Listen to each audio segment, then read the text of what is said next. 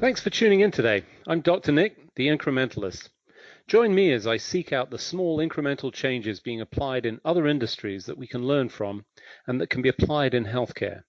Can these changes bring immediate value, but also add up to the big improvements and revolution we need in healthcare? Come along with me to explore the possibilities.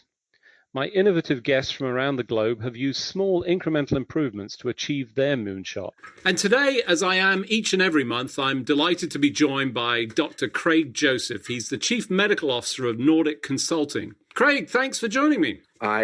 Just like with you, it is a pleasure and something I look forward to every month. I doubt that completely, but okay, I'll believe it just this once. Realistically, it's the $100,000 a month that you pay me, but we'll just go with it's an honor and privilege. I only wish that were true because that would make me a rich man too. So,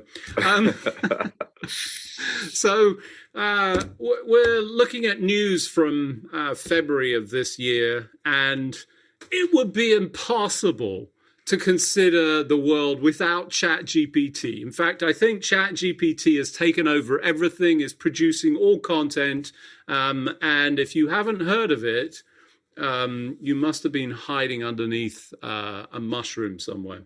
I think I previously said that I was actually ChatGPT. You did. But in the month or two since I said that, it's I've become more of ChatGPT. The thing is really cool, and this generative AI, as it's called, I don't understand how it works, but I do. We are seeing more and more actual, real use cases for it, besides the high school or a college student who has an essay due. Certainly, it's pretty good for them, although a significant chunk of what it says is just garbage. So that's a problem because I think the teachers and professors might see through that. But there have been some exciting uses or use cases, probably is better term, for ChatGPT in healthcare that people are exploring.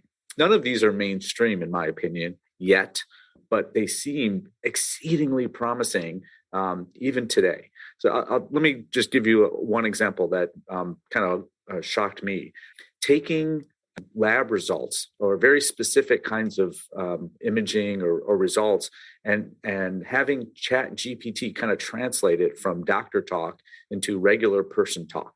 And it did a really good job. So essentially, you give it a prompt, that's the input that you give, and say, create a message for a patient who has a potassium of X with congestive heart failure, and then recommend that they continue their dose of diuretic or whatever it is that you want to say. And it does a really good job of writing it, and it's probably this is really interesting, but I think it's important to clarify, and I want to make sure that this is true, which is why I'm interrupting you. Did you validate the content? Because that's one of the things that we see repeatedly. So this was, when you say it was really, really good, it was really, really good clinically. It was accurate and it was correct. Yes. Now, this is a pretty simplistic example that I gave you, and this was the kind of response that I saw. And this wasn't, I didn't come up with this. Let me be clear that I've just been kind of poking around the interwebs and seeing what people are doing. This was one of them. So basically, the use case is putting significant lab results or imaging results in doctor talk, and then having it give you return a patient specific or a more kind of patient centric version of that. Of course, 100%, the doctor needs to validate it, and that's why I was saying, like, hey, these are just people playing around at this point. However, one could imagine within a few years, this being an automatic tool that's incorporated into the electronic health record that doctors and nurses are using, whereby it can kind of automate a lot of this, a lot of the messages that go back and forth. I don't know how long until we're comfortable with doing it without validation, if ever. I'm not sure that I would ever be, but everything's changing so quickly. I would never say never at this point. But it's a use case that I never really thought of before, or it seems pretty good at also giving patient advice. So again, Say if a patient writes to their physician via the patient portal and says, hey, I'm having side effects from this medicine and I'm not sure if I should stay on it. Typically the physician's going to have to write up a pretty nice response to that, because that's not a yes or no question. That's going to take, some time. And to be able to put into this generative AI and say, hey, write a response to a patient who's concerned about a side effect from this medicine, make sure they realize that research shows that there's no need for them to change, and this will probably go away in 1 to 2 weeks, and tell them about the warning signs to call me back if it gets worse, right? And what I just said was probably much wordier than it needed to be. And then the thing spits out like three paragraphs that are typically dead on. And because again, none of this is really rocket science, and for these are not complicated questions that we're posing. I just thought, wow, that's really great, and that could be used today, if the physician does a good job of reviewing it very carefully before it goes out. And we're talking about 2 or 3 paragraphs, so I think it's a great. Those are some things that I had never seen coming. Like I didn't think of that. If you would have told me that 4 or 5 months ago, that there'd be a tool that could do this pretty well today, I would have not believed you. And yet there it is. And this is GPT-3. Again, just one vendor that's doing this right now. And we know that Google and others are out there lurking and potentially being even further ahead, but not gone public yet. And my understanding is GPT-4 is likely to come out by the end of the year, and will be even more like exponentially better. And I'm already kind of stupefied by how cool this is at this point. So just some of the uses in healthcare specifically, I'd never anticipated. I think there's more coming every day. People are trying to use it. Again, you can run into trouble when I think I've seen physicians use it to generate appeal letters to insurance companies. And they've specifically said, cite the literature, and it cites made up articles. So that's not cool. Yeah. So I think you hit, for me, the key point, and that is that there are so many other more opportunities to be explored. And what I think Chat GPT has done has opened the door in the same way that we saw that with some other technology, made it more accessible, more acceptable in many instances, and has essentially allowed people to go, wow, this is really cool and interesting. But it comes with a bunch of caveats. And that was why I interrupted, because I've seen a number of instances, and you even highlighted it, where it gets it wrong, not even just wrong, but actually makes stuff up, which let's be clear, people do that as well. Most of what I say, Nick, is made up. I think you that. Are Chat GPT, so we expect that. But it's okay if I make it up. It's not okay if a machine makes it up. I think that's what you're saying. Right. Exactly. Machines.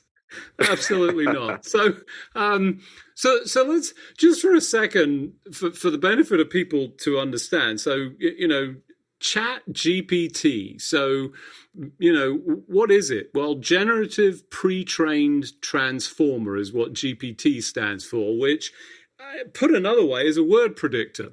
That's essentially what it does. And you talked about GPT-3 to 4. What was the difference between 1, 2, and 3? Well, it was a number of parameters or data.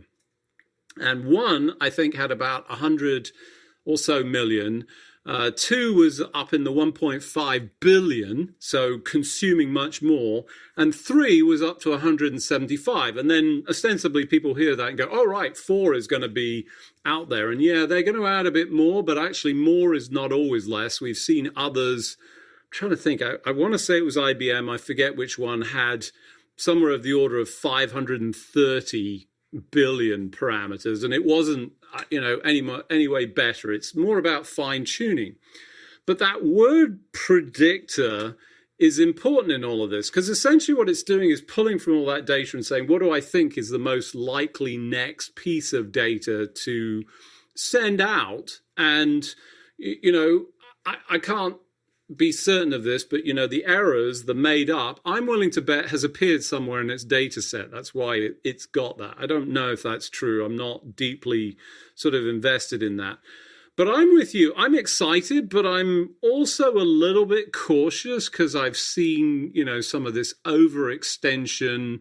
I've used it. I'll say non-healthcare. I was at an event. It was for a bit of fun, actually. But you know how they always say, all right, everybody introduce themselves. And you're sort of, what do I say? So I asked ChatGPT to give me an intro.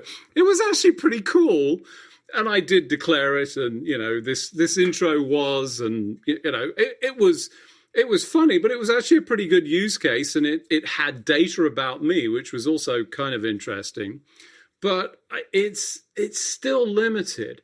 However, here's the one thing that I feel is important to sort of emphasize in all of this, and that is, there's all this concern, are you using, and I follow two different people, one who says, I'm actually declaring that I never use ChatGPT or human-generated content, and somebody else that actually has generated with the help of.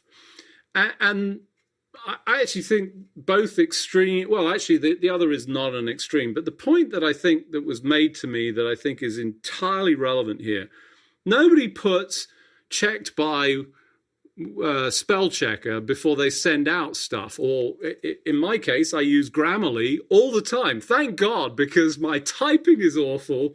I'm pretty sure that my grammar, I don't know if my spelling is anymore because I write nothing and my typing is so bad it always produces lots of errors, but I don't put a little subtext that says, hey, check by, but that's essentially doing similar kinds of things. So I think we're going to move past that, and I'm incredibly excited by this, mainly because it's opened the door in a way that has made this accessible. If you aren't trying it, you're missing out. You're just missing out on the fun as much as anything else. I've had it do all sorts of crazy things, and it's been quite entertaining. In fact, I'm even working on a presentation, and I used it to sort of come up with an outline, the whole thing, and it's pretty cool at that. So I'm excited about it, but I think we have to sort of temper it. But, the enthusiasm shouldn't be killed along with, oh my God, it made this terrible error. We should, I saw somebody saying you should control it and, limit AI use. I mean, let's not have it decide on medication therapy, perhaps, but open this up. This is fantastic. Yeah, I agree. I have to say, like, the last time I was as excited about a technology, it was Google. I mean, to me, in terms of kind of transforming, Google changed for I think all of us. And I guess I shouldn't say Google, I should say search, but let's be honest, it's Google. We don't argue very much anymore about facts. Well, that's funny that I just said that. Things are knowable. Like, hey, what was that TV show back in the 70s? Like, hey, who is, when did that test come out? Like, these are things that we now can find out because of search and the internet. And this seems like the next frontier. And again, emphasize what I said earlier. This is one company. And they're not even charging money for this yet. I think they're pretty close. I see now that you can pay them $20 a month and get expedited service and not get kicked out. There have been a couple times where I've tried to go in and play around with it. It's like, hey, we're too busy. Call us later. So for a little bit of money, you can bypass that. But I'm with you, and I think as long as we're all on the same page, that we probably shouldn't be deciding what surgery you should have because ChatGPT, we put your symptoms in there, and ChatGPT came out with some suggestions. Although might be a good starting point. I don't know, but certainly it should be not the ending point, right? I wonder what would have happened if Gregory House had access to ChatGPT during that TV series. Yeah, and one thing, I know we keep kind of beating this topic, but it seems now that a lot of it is the prompt, right? I remember the weekend this came out that at least the first weekend I heard about it, someone wrote something about a new job called a prompt engineer. A prompt engineer. They said that's going to be the new thing, and that people will be paid because they have expertise in knowing how to to tame the AI so that what you want out, they can put the words in to get what you want out. And I kind of rolled my eyes at that.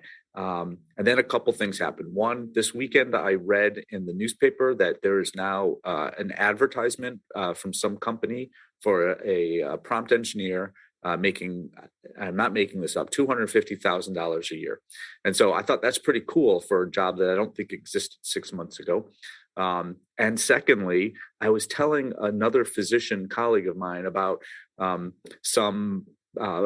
was a blog post that I was thinking of writing. And again, as we explore this, I was like, hey, let me see if I can get the Chat GPT to write this blog post for me. And I put in the idea and it came out with just garbage. It was just horrible because it didn't see what I was trying to connect.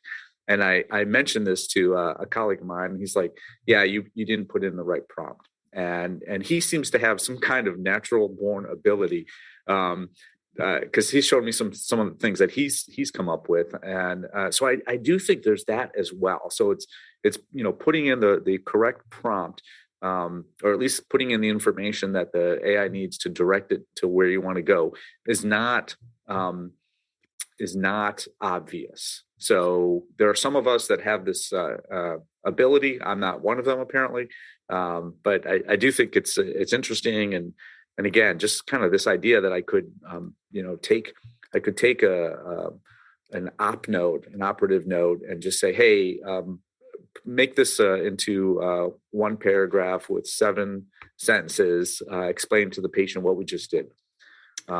Boy, wow. So for those of you just joining, I'm Dr. Nick, the Incrementalist. Today I'm talking to Dr. Craig Joseph. He's the Chief Medical Officer at Nordic Consulting. We're news you can use for February. And we were just talking about Chat GPT.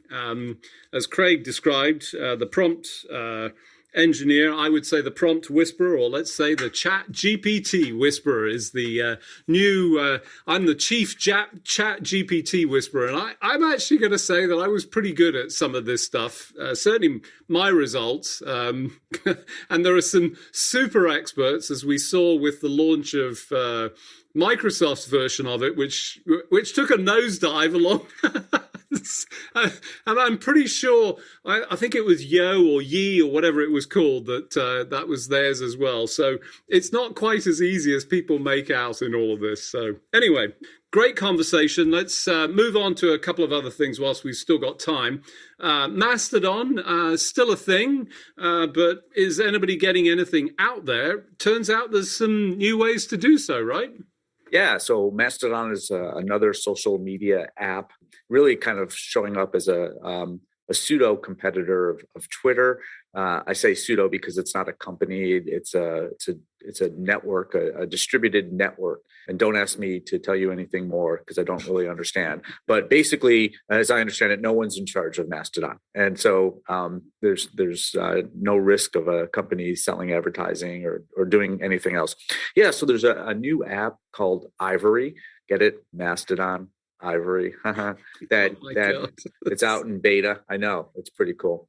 And so I'm starting to explore that, but Twitter is still there, and LinkedIn is still there, and Facebook is still there. Did they consult the Craig Joseph marketing company for that naming? If they had, I wouldn't need the $100,000 that you're paying me every month to appear on this podcast. But no, they sadly did not. And also, sadly, I've never gotten any of the money you promised me. So I have to keep coming to work every day. Chat GPT, where I got my money's worth. I think so. I think that's a much better use. So yeah, Mastodon is interesting. I'm not sure where it's going to go. Twitter's a whole thing. And we'll see.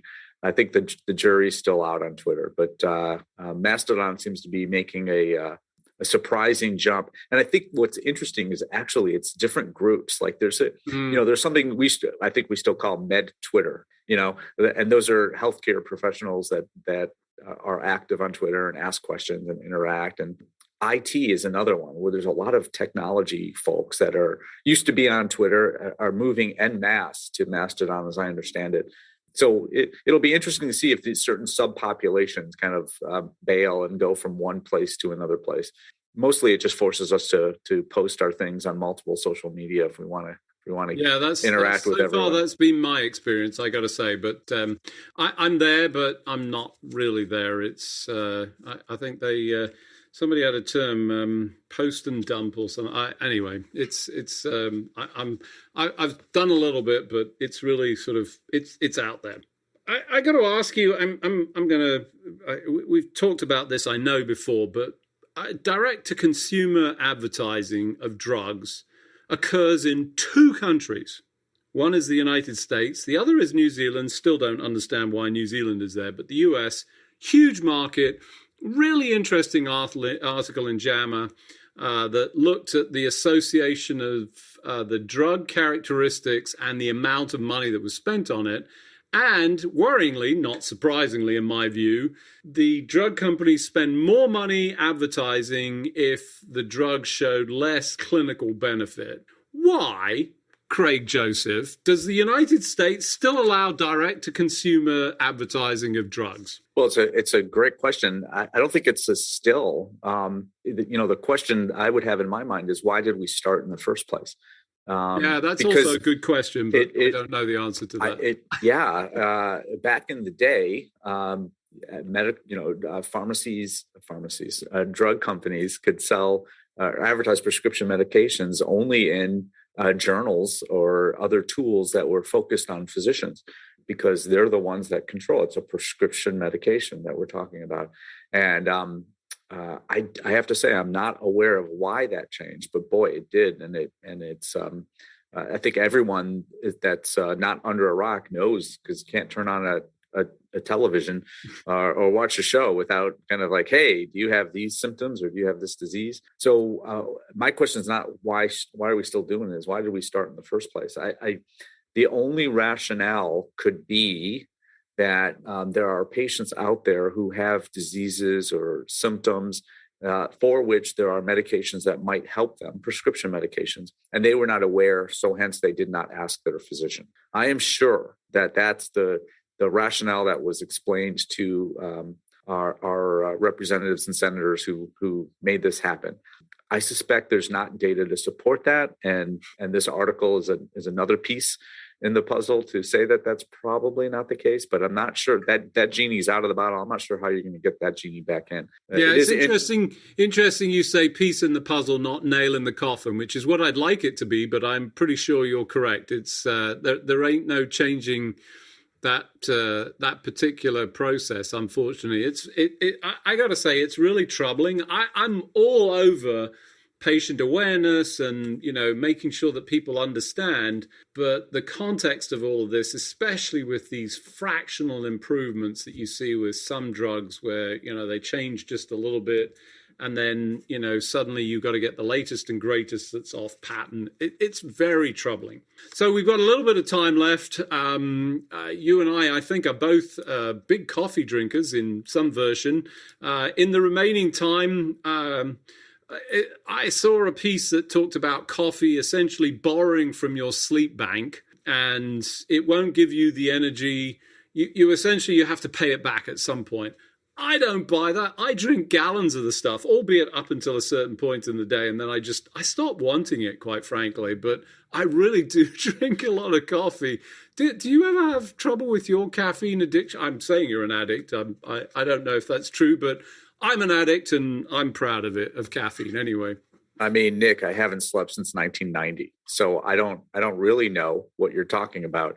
I do drink coffee, generally of the iced variety, and like you, I don't seem to notice sleeping differences between when I do drink coffee and when I don't drink coffee. That's not to say that someone with all kinds of wires connected to my head, I might notice, but they might notice, but I don't seem to notice one. But that's why we do studies, and that's why we do research, and of course, like you, anything that I disagree with based on my personal experience, I just dismiss. like you just did. So, because you don't like it, so then you're just going to say it's not real, and that's fine, Nick. That's not very scientific Well, of you. I actually I wasn't going to say that's not real. I'm just going to say, what is wrong with you Americans and ice in these iced tea, for crying out loud? There's nothing right about that, and there's nothing right about iced coffee either. Unfortunately, Craig, there is no time for you to give any funny riposte. We have run out of time, as we have each and every week. Thank you for joining me, Craig. Thank you, Nick. And this is the last episode that will ever occur because of you saying bad things about iced coffee. Thanks for joining me today.